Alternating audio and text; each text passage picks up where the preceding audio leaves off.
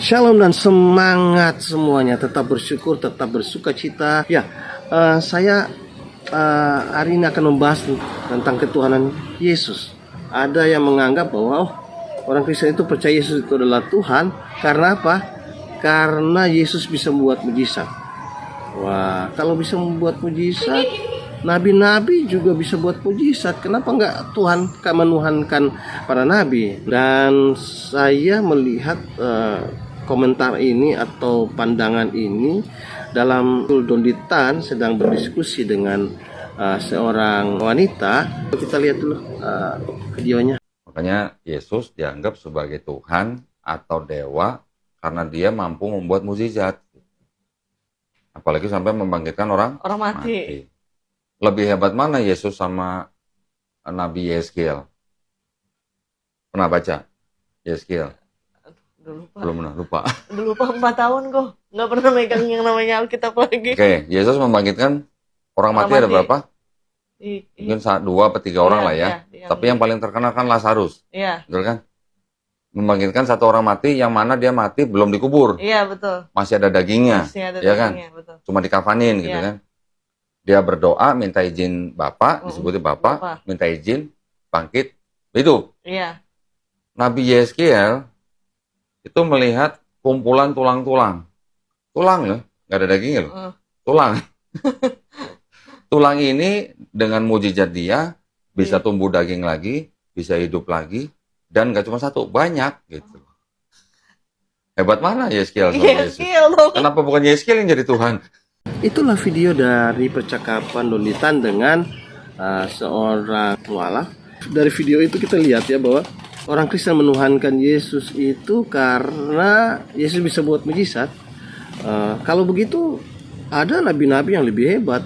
Salah satunya Yeskiel. Yeskiel itu bisa membangkitkan tulang belulang kemudian dibangkitkan hidup. Wah, makanya kenapa tidak menuhankan Yeskiel aja? Dia lebih hebat dari Yesus. Nah, saya memberikan beberapa tanggapan untuk Donditan, dan ini sebagai pelajaran bagi kita semua ya. Yang pertama, bahwa Yesus itu Tuhan itu bukan hanya karena dia melakukan mujizat. Mujizat itu hanya tanda bahwa dia berkuasa. Mujizat itu hanya sebagai tanda. Di dalam Alkitab itu menjelaskan itu bahwa adalah tanda. Itu penting. Tapi Yesus itu adalah Tuhan dan juru selamat bagi orang Kristen.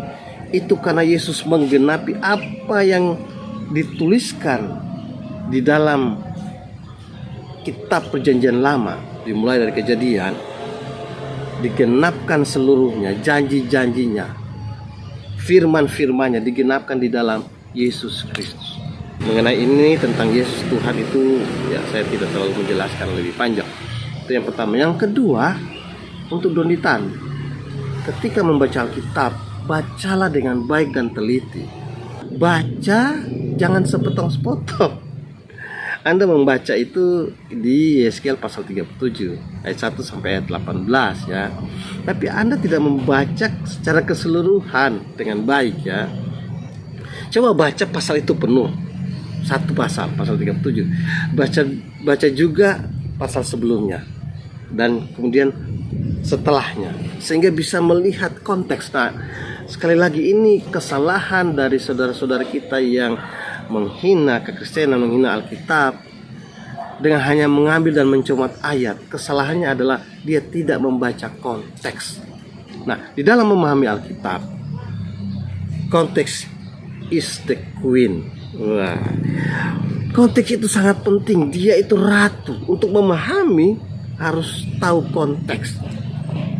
Tuh, itu tanggapan yang kedua. Tanggapan yang ketiga adalah Donditan tidak memahami genre atau genre kitab-kitab. Jadi dia pukul rata semuanya karena dia tidak paham. Nah, makanya itu harus sekolah, harus belajar teologi. Kalaupun Anda otodidak, Anda baca dulu tentang cara menafsirkan.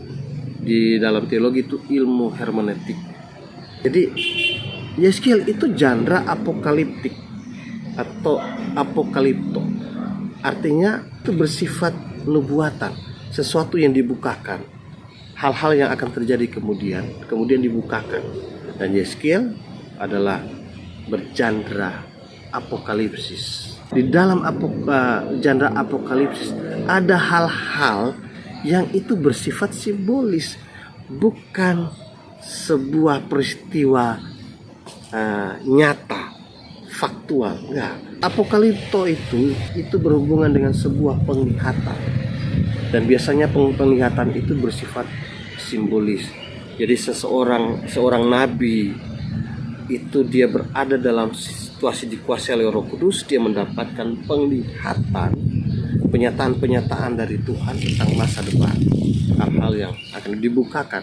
Nah, makanya disebut apokalipto. Yeskiel itu nabi yang dipanggil, salah satunya adalah ingin menyatakan hal-hal yang akan terjadi ke depan bagi bangsa Israel yang saat itu berada dalam masa pembuangan. Dan Yeskiel berada bersama-sama dengan orang Israel dalam pembuangan itu. Nah, kemudian yang keempat, pasal 37 itu sekali lagi itu adalah sebuah penglihatan dan bersifat simbolis. Baca baik-baik di ayat 1. Yeskiel berada dalam sebuah situasi dikuasai Roh Kudus, dan dia dibawa oleh Roh Kudus, Roh Tuhan, di sebuah lembah. Melihat ada tulang-tulang belulang yang berserakan kering, dan disuruh bernubuat. Dan kemudian tulang-tulang itu bergabung, ada urat-uratnya, ada daging tapi masih mati. Kemudian bernubuat lagi sehingga ada napasnya, mereka menjadi pasukan yang besar. Dan di ayat 14 sampai ayat 18 itu penjelasannya bahwa itu melambangkan tentang orang Israel yang mengatakan, oh kami ini sudah terbuang, kami tidak bisa apa-apa, seperti tulang-tulang. Tetapi Tuhan akan kembali membangkitkan mereka, membuat mereka menjadi bangsa yang besar.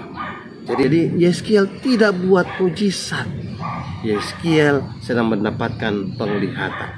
Sekali lagi untuk Donditan, ingat baik-baik, tolong belajar. Ada hamba Tuhan bilang begini, tekolah, makanya tekolah supaya pintar. Untuk jemaat semuanya, mari kita tetap semangat. Mari kita tetap percaya kepada Yesus Kristus Tuhan dan Juru Selamat kita. Iman harus teguh, tetap kuat di dalam Tuhan. Ingat, Yesus Kristus telah memberikan dirinya mati bagi kita. Itulah yang menjamin kita ditebus setiap kesalahan kita. Dan dia bangkit memberikan kemenangan.